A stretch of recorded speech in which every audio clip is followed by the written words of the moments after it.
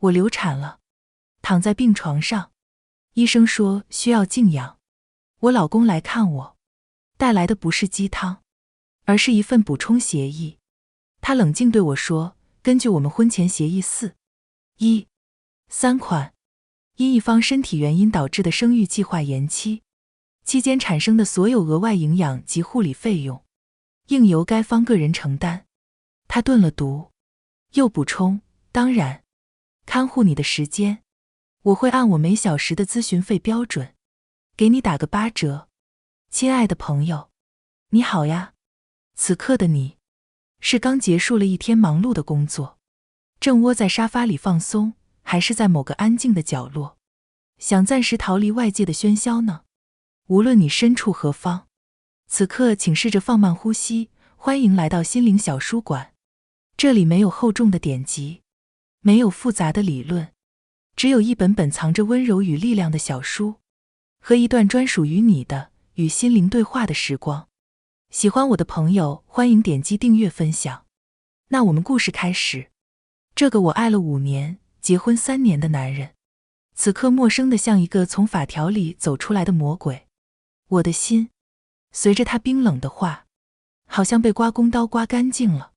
周泽宇是业内有名的婚姻法律师，他最擅长的，就是用最严谨的合同，规避掉婚姻里所有的风险。对他自己而言，从婚前财产，到婚后收入，再到家务分工，甚至连过年回谁家，送父母礼物的金额上限，都有一套严密如发丝的条款。他告诉我，周音，这才是现代婚姻的模式，清晰、公平，避免了所有不必要的争吵。我信了，还以为这是他作为律师的职业病，是一种别样的浪漫和安全感。他告诉我，协议里规定，女方负责家庭内部事务，其劳动价值等同于男方月收入的 20%。你如果做全职主妇，这份钱我每个月会准时打到你的卡上，一分不少。我天真的想，这就是他爱我的方式，用他最擅长的法律，给了我一份保障。可直到今天，才明白，这根本不是保障，这是一份冰冷的、不平等的雇佣合同。而我，就是那个被榨干所有情感价值后，连健康成本都需要自负的一方。腹部的绞痛再次袭来，提醒着我刚刚失去了一个孩子，而这个孩子的父亲，正一本正经地在跟我计算护理费，字字句句都透着理所当然和居高临下的施舍。我没有哭，也没有闹，因为我知道，对周泽宇这样的人来说，情绪是最没用的东西。他只认条款和证据。我撑着虚弱的身体，朝他伸出手，笔给我。周泽宇愣了一下，似乎没想到我这么快就接受了。他从昂贵的公事包里抽出一支万宝龙钢笔，递给我。我在协议的末尾，一笔一画地签下我的名字，周音。墨水在纸上晕开，像一滴干涸的血。周泽宇，你说的对，一切都该按合同办。我看着他的眼睛，一字一句地说。他的脸上露出一丝满意的微笑，收起合同，仿佛完成了一桩重要的生意。但他不知道，从此刻，我们之间就真的只剩下合同了。而我将比他更会利用规则。出院那天，周泽宇莫来接我，他只是发了条资讯，附上了一张网约车的付款截图，费用已付，根据协议，这是我作为配偶应尽的交通义务。我看着手机笑了，很好，回到那个被他称为家的房子，一切都和我离开时一样，整洁、冰冷，没有一丝烟火气。周泽宇坐在客厅的沙发上，正在笔记本电脑上敲打着什么。见我回来，头也没抬，只是指了指茶几，这是这个月的家庭账单，我已经按协议分摊好了，你的那部分记得转给我。茶几上一张 A4 纸列印的表格，清晰地列着水费、电费、燃气费、物业费，甚至连上周他出差前，我给他熨烫衬衫的电费，都用一个独立的电表计算出来，精确到了小数点后2位，真是滴水不漏。还有，他终于抬起头，目光落在我身上。这是你小产后需要额外补充的营养品清单，我已经咨询过营养师，帮你垫付了，记得一起转给我。当然，咨询营养师的费用也需要你承担。我点点头，拿出手机，一笔一笔的将所有费用都转给了他。周泽宇，我叫住正准备继续工作的他。根据我们的家庭事务补充协议3.1条，家庭公共区域的清洁由双方共同承担。我住院期间，你一个人居住，产生了全部的家庭垃圾，并使用了客厅、厨房、卫生间。按照权责对等原则，这期间的清洁工作应该由你独立完成，对吗？我平静地开口。周泽宇敲击键盘的手指停住了，他有些错愕地看着我，似乎没料到我会突然说出这样的话。在他眼里，我一直是个对这些条款只懂遵守，不懂利用的好妻子。对。他沉默了几秒，从牙缝里挤出一个字：很好。我继续说，另外，根据协议2.4条，关于家务劳动的量化标准，我计算了一下，你平均每天产生的垃圾是0.5公斤，日常清洁需要15分钟。我住院5天，共计产生了2.5公斤垃圾，累积了75分钟的清洁工作量。按照本市家政服务的平均时薪60元计算，这部分劳务价值是75元。你可以选择自己打扫，也可以选择将这笔费用支付给我，由我代为处理。我学着他的样子，语气平淡，不带任何感情。周泽宇的脸色第一次变得有些难看，他大概从未想过，有一天，他亲手制定的这些冰冷规则，会被人用同样的方式应用到他自己身上。周音，你一定要这样算得这么清楚吗？他的语气里带上了一丝烦躁。我笑了，是你教我的。周泽宇，你说，这才是现代婚姻的模式，清晰、公平。我把清晰、公平4个字咬得特别重，他被我噎得说不出话来，最终从钱包里抽出100块钱，拍在茶几上。不用找了，他生硬地说完，就起身走进了书房，砰的一声关上了门。我看着那张红色的钞票，慢慢地走过去，将它收进自己的口袋。这是我反击的第一步，从今天起，我要把他施加在我身上的一切加倍奉还。我要让他亲身体会一下，一个完全由合同和规则构成的家到底有多冷。从那天起，我们的家变成了一个真正的合同履行现场。我不再像以前一样默默地做好一切，然后等待他恩赐般的支付那20%的劳动价值。我买了一个计时器，每天花在做饭、洗衣、打扫上的每1分钟都被我精确地记录下来。我做了一份详细的家务劳动价目表，贴在冰箱上。洗一件衬衫5元，熨一件西裤8元，做一顿2菜1汤的晚餐80元，食材另算，拖一次地40元。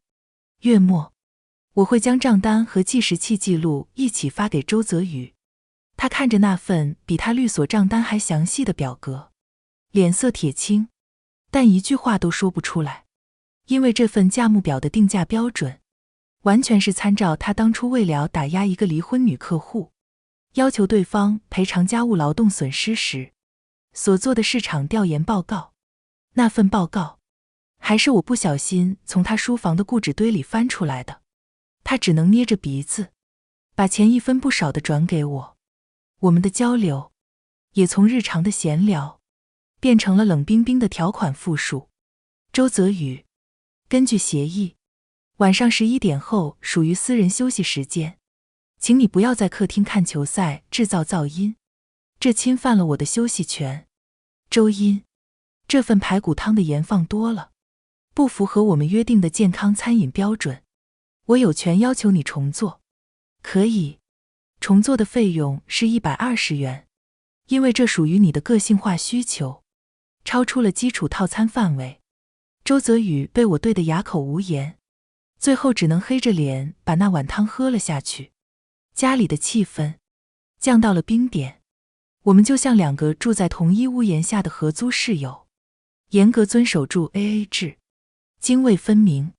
他大概觉得我疯了，但我知道，我从未如此清醒过。我不再对他抱有任何幻想，也就不会再被他伤害。我白天做家务，严格按照合同执行，不多做1分，也不少做1秒。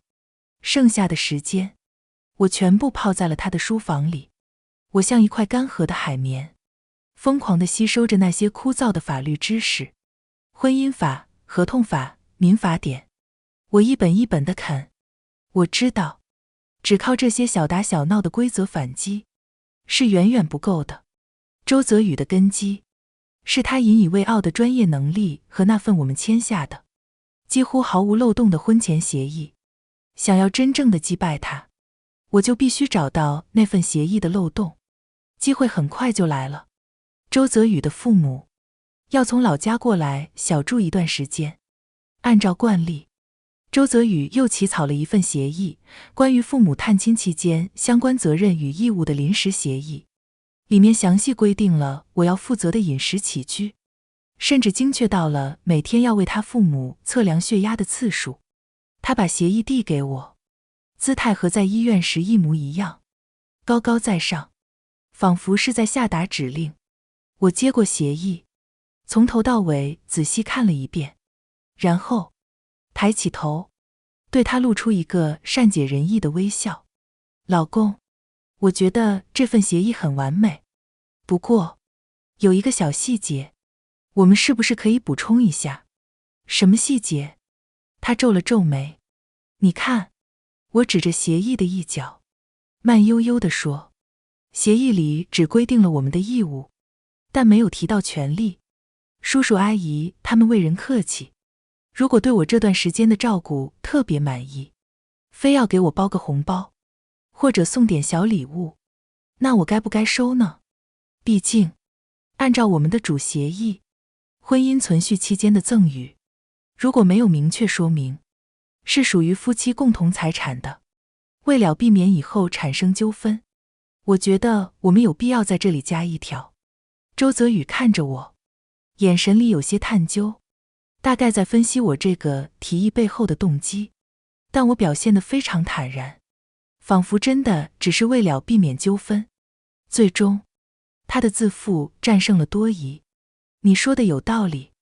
他拿起笔，在协议的空白处加了一句，在本次探亲服务期间，女方周因提供优质服务而获得的甲方父母的现金或实物奖励，是为对其个人劳动的酬劳，归女方个人所有。他写完，满意地吹了吹上面的墨迹。我看着那行字，心里也笑了。周泽宇，你上钩了。周泽宇的父母来了，和他一样，他们也是体面、讲究，但骨子里却透着疏离的人。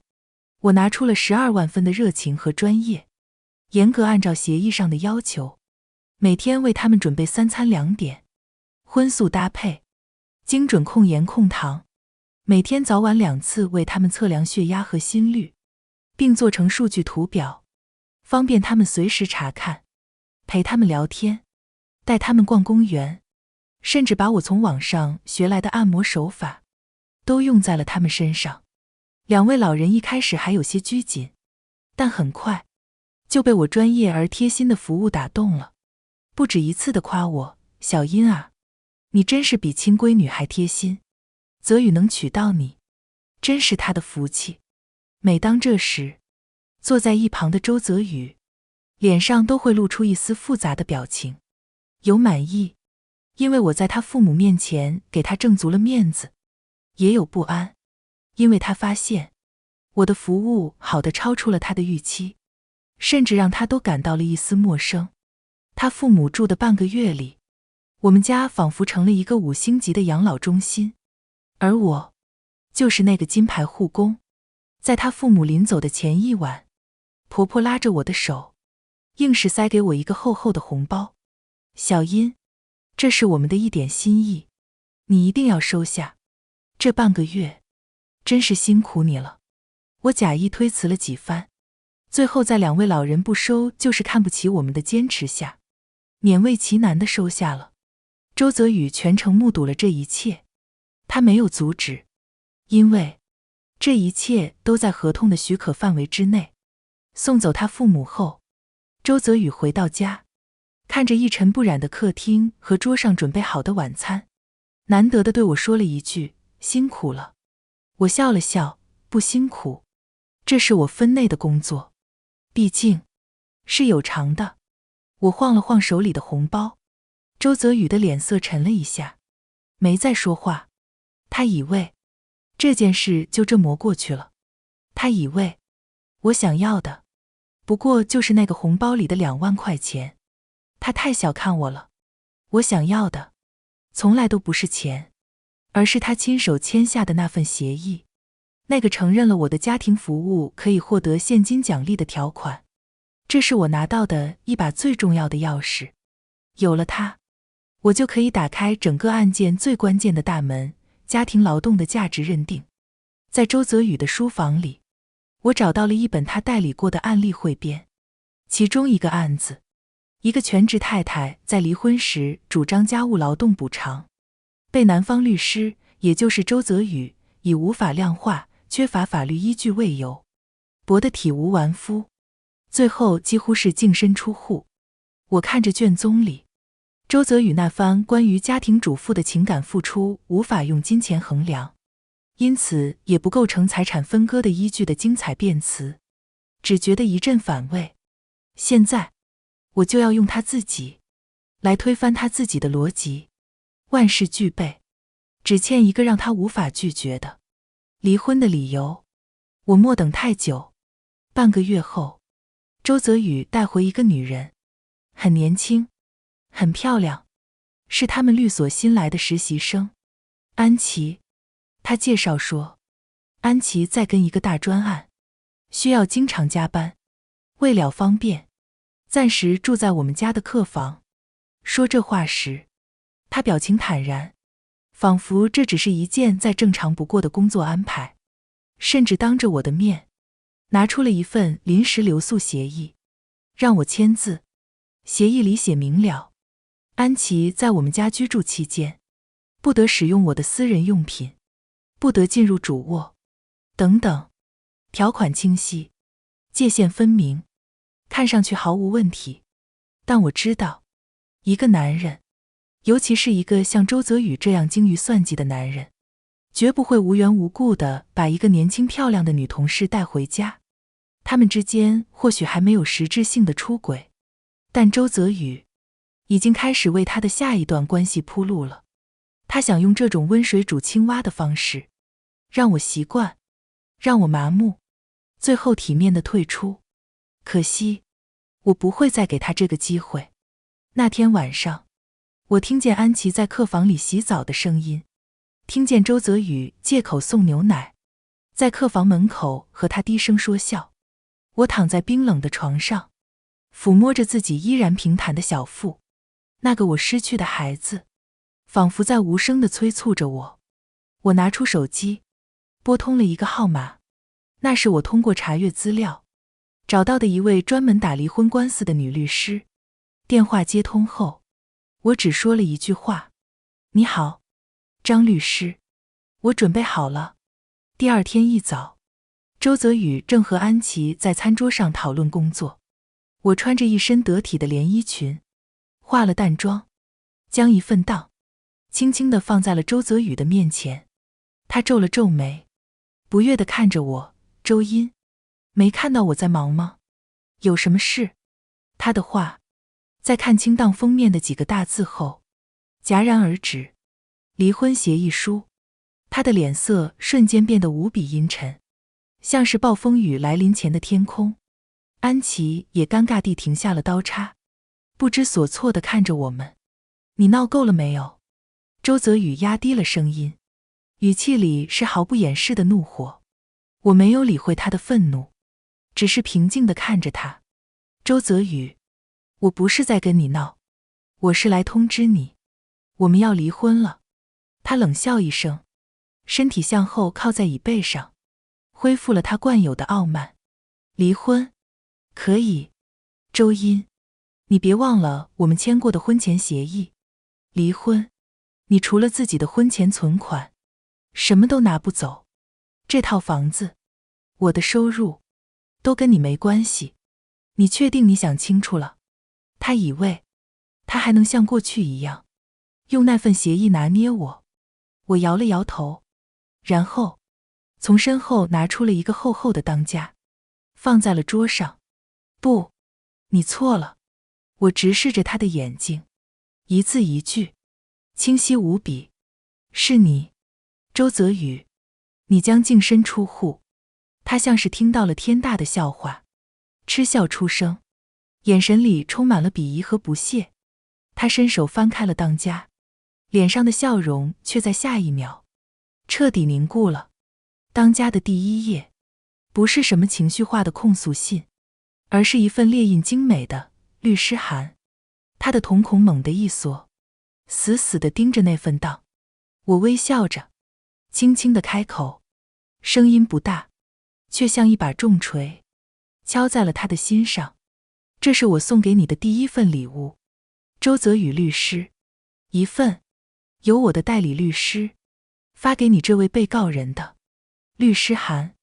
周泽宇脸上的嗤笑凝固了，他死死地盯着律师函上那个烫金的律所名字，瞳孔缩成了针尖。那不是什么他口中的三流律所，而是业内与他所在的律所齐名，甚至在离婚官司领域更胜一筹的顶尖律所。而落款处的签名张萌，更是律师界一朵带刺的玫瑰，以打硬仗、啃硬骨头闻名。周泽宇的呼吸明显乱了一瞬，但他很快恢复了镇定，或者说是强装镇定。张萌，呵呵，看来你下了血本。他翻过律师函，目光落在我整理出的档上，眼神里的轻蔑又浮现出来。就凭这些东西，周音，你当了几年家庭主妇，是不是把脑子也当没了？家务劳动清单，你以为法院是菜市场吗？他旁边的安琪脸色尴尬，想走又不敢走，只能低着头，假装研究自己面前的咖啡杯。我没有理会他的嘲讽，只是平静地翻开了当家的第2页。你说的对，单纯的家务劳动清单，在法庭上确实很难被完全采纳，所以我需要一个支点，一个能让这些劳动价值被法律认可的支点。我把那份他父母来访前我们签订的临时协议推到他面前，用手指点了点他亲笔加上的那句话，就是这里。在本次探亲服务期间，女方周音因提供优质服务而获得的甲方父母的现金或实物奖励，是为对其个人劳动的酬劳，归女方个人所有。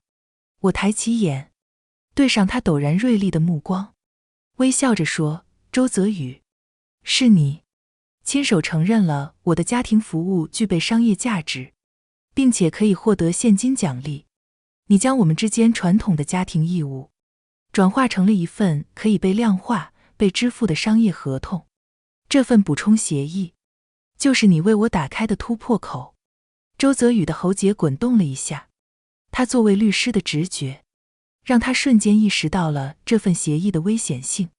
这只是针对我父母来访的单次事件，不具备普遍适用性。他立刻反驳，是吗？我翻到下一页，那是我婆婆给我红包时，我无意间用手机录下的视频截图。视频里，婆婆清晰地说着，小音，这是我们的一点心意，是你这半个月辛苦工作的报酬。你一定要收下。我又翻到下一页，那是我和婆婆的聊天记录。我问她，妈，您给我的这个钱，泽宇说算是给我的奖励，是这样吗？婆婆回复，是啊是啊，就是奖励你的，你照顾我们这么好，这是你应得的。我看着周泽宇越来越阴沉的脸，继续不紧不慢地陈述，你看，你的父母作为你授权的甲方代表，也亲口承认了这笔钱是对我工作的报酬和奖励，这就形成了一个完整的证据链，证明了在我们的婚姻关系中，我的家务劳动已经突破了单纯的夫妻义务范畴，进入了有偿服务的领域。而你，作为一名专业的婚姻法律师，亲自起草并签订了这份协议，这在法律上将被视为你对这种有偿服务模式的完全认可。所以，以此为判例，我要求对我过去3年婚姻中，超出基础协议之外的所有优质且超额的劳动，进行价值重估和补偿，完全合情、合理、合法。我的话音落下，整个餐厅安静的可怕。安琪的嘴巴已经张成了 O 型，她看着我的眼神，从最初的同情，变成了震惊，甚至带上了一丝崇拜。周泽宇死死地盯着我，像一头被困在笼子里的野兽。他大概做梦也想不到，他引以为傲的法律知识，他用来算计我的每一条规则，现在都变成了指向他自己的利刃。我将最后一踏档推到他面前，这是我根据本市高端家政、育儿嫂、私人营养师、家庭管家的市场平均薪酬，结合你之前在王女士诉李先生离婚案中提交的家务劳动价值评估报告，为我自己做的这3年的薪酬核算，总计268万元，扣除你已经支付给我的部分，你还应向我支付212万元的劳动报酬。这套房子现在的市场价大概是400万，你的婚前财产，按照协议，房子归你，但你可以用这套房子来抵偿你拖欠我的薪酬，多出的部分，我会补给你。我站起身，居高临下地看着他。我的诉求很简单，房子归我，我们离婚，否则我们就法庭见。说完，我拿起自己的包，转身就走，留下周泽宇一个人，脸色煞白地坐在那里，对着一桌子的档，像是在看自己亲手写下的判决书。我搬了出去，住进了一家酒店。我给了周泽宇3天时间考虑，这3天我没有联系他，也没有坐立不安的等待。我报了一个插花班，每天的生活就是上课、看书和我的律师通电话。张律师对我的方案赞不绝口，林女士，你是我见过最冷静也最聪明的当事人，你用你先生的矛攻下了他自己的盾，这案子我们赢定了。我只是笑了笑，这不是聪明，这是被逼出来的。当一个人被推到悬崖边上，要么粉身碎骨，要么生出翅膀。第3天下午，我接到了周泽宇的电话，他的声音听起来疲惫而沙哑，没了往日的盛气凌人。见个面吧，在楼下的咖啡厅。我到了咖啡厅，他已经坐在那里了。几天不见，他憔悴了很多，下巴上冒出了青色的胡茬，精心打理的发型也有些凌乱。他面前摆着我的那个当家，上面似乎多了很多他用红笔标注的痕迹。我研究了你的所有材料。他开门见山，恢复了一丝律师的口吻。你的逻辑很新颖，但并非没有漏洞。关于有偿服务的定义，可以有很多种解释，法官未必会支持你。我打断了他。周泽宇，你不用在我面前分析案情了，你会打这个电话给我，就证明你很清楚，一旦开庭，你有多大的可能会输。我顿了读，看着他的眼睛，或者说，你输不起。这场官司一旦公开审理，他精英律师的人设就会彻底崩塌。一个连自己的婚姻都算计，最后还被全职主妇的妻子用自己制定的合同告上法庭的律师，会成为整个行业的笑柄。他的名誉，他的事业，都会受到毁灭性的打击。这才是他真正的软肋。周泽宇的嘴唇抿成一条僵硬的直线，他沉默了很久，终于像是泄了气的皮球一样，靠在椅背上。你到底想怎么样？我的条件，上次已经说得很清楚了，1套房子。周音，你的胃口太大了。他试图讨价还价，我最多再给你50万，座位补偿。我笑了。周泽宇，你好像还没搞清楚现在的状况。现在，不是你给我补偿，而是你在偿还你拖欠我的工资。他被我噎得脸色涨红。我没有给他发作的机会，从包里拿出了另一份档，轻轻放在桌上。其实，我今天来，是想给你看一样新东西。周泽宇狐疑地看着那份档，封面上写着关于与 amp， 他的手不易察觉地抖了一下。我缓缓开口，声音冰冷得像手术刀。还记得你在医院让我签的那份协议吗？关于我流产后所有费用自理，你的护理还要按时薪收费的那份。他没说话，但眼神已经开始闪躲。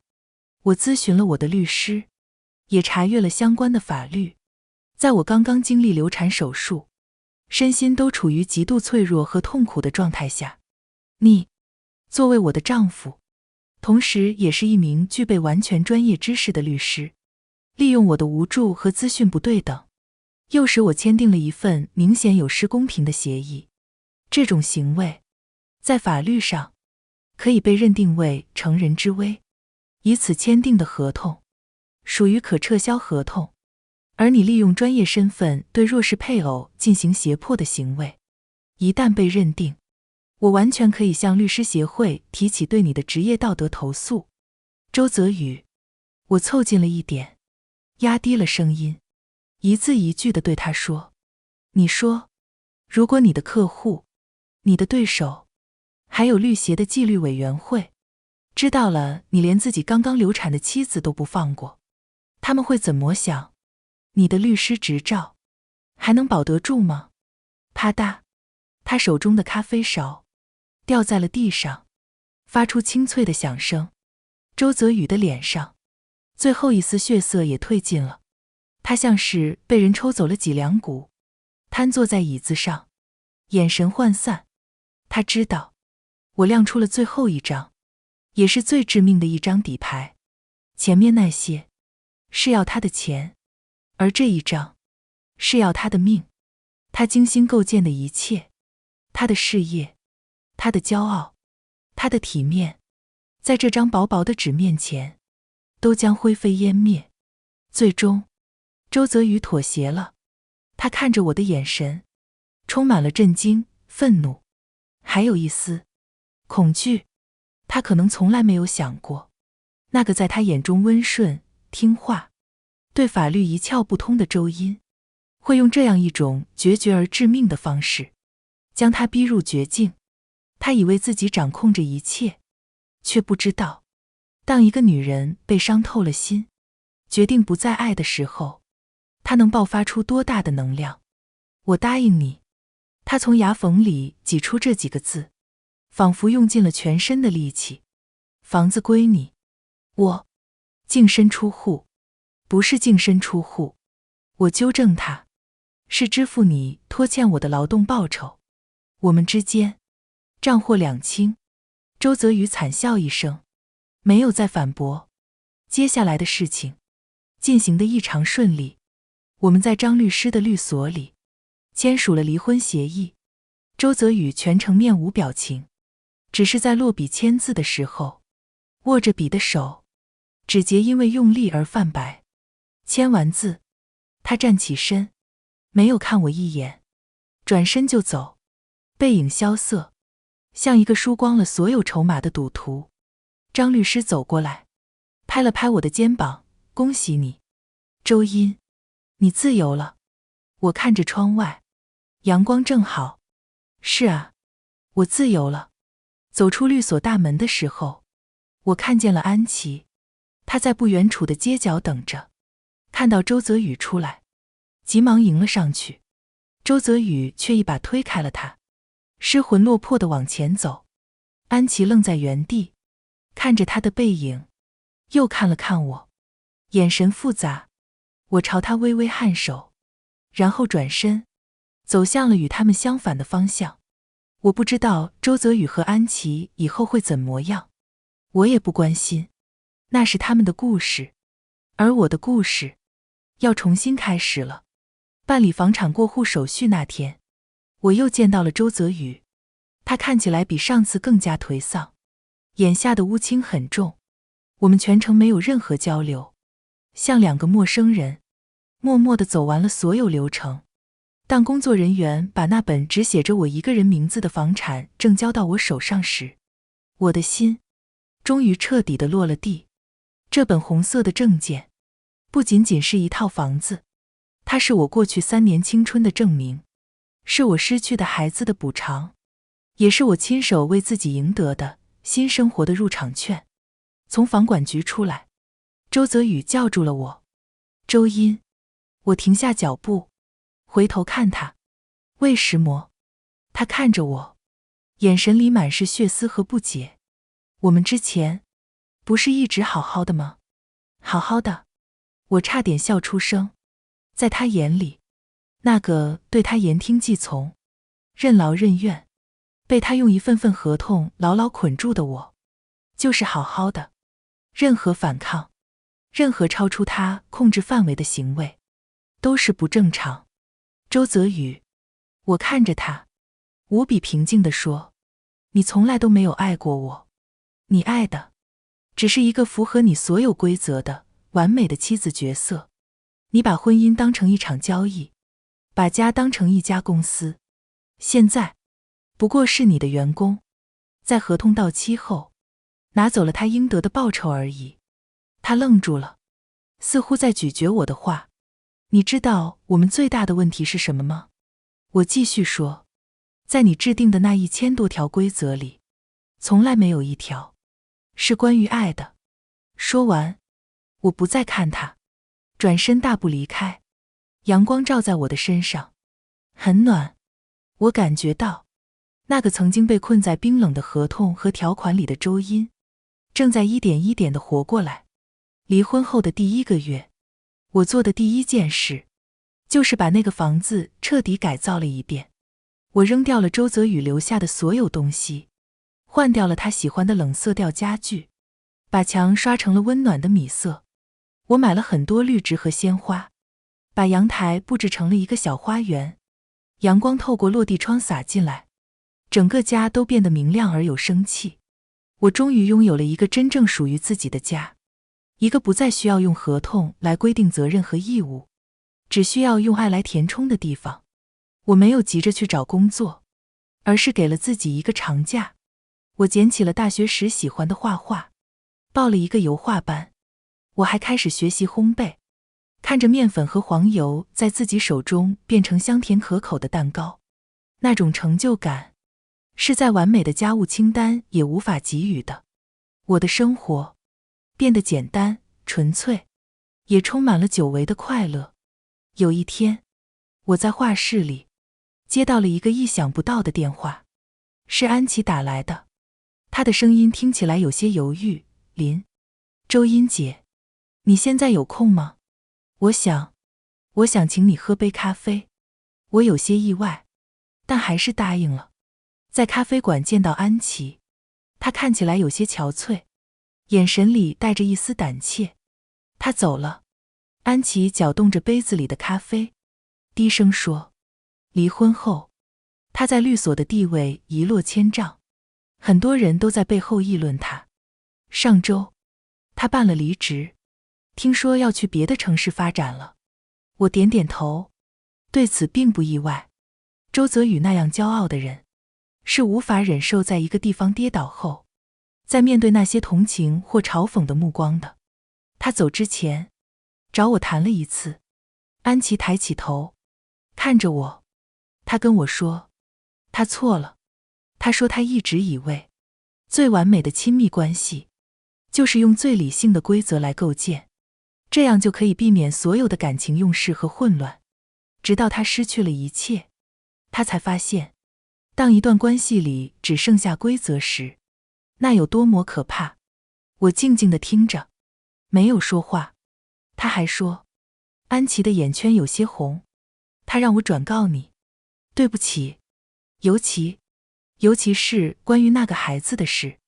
我的心还是被轻轻地刺痛了一下，但那痛楚已经不再像过去那样撕心裂肺，它像一道早已结痂的伤疤，提醒着我曾经的伤痛，也见证着我的成长。都过去了，我轻声说。周英姐。安琪看着我，眼神里充满了真诚的敬佩。我真的很佩服你，是你让我知道，女人的价值从来不是由一份合同来定义的。她说完，从包里拿出一张银行卡，推到我面前。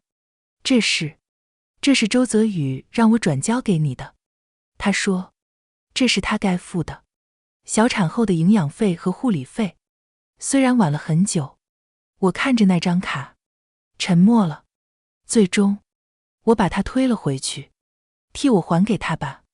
我微笑着对安琪说，告诉他，我已经不需要了。我现在养得起自己，也养得起自己的心声。说完，我站起身，迎着窗外的阳光，走出了咖啡馆。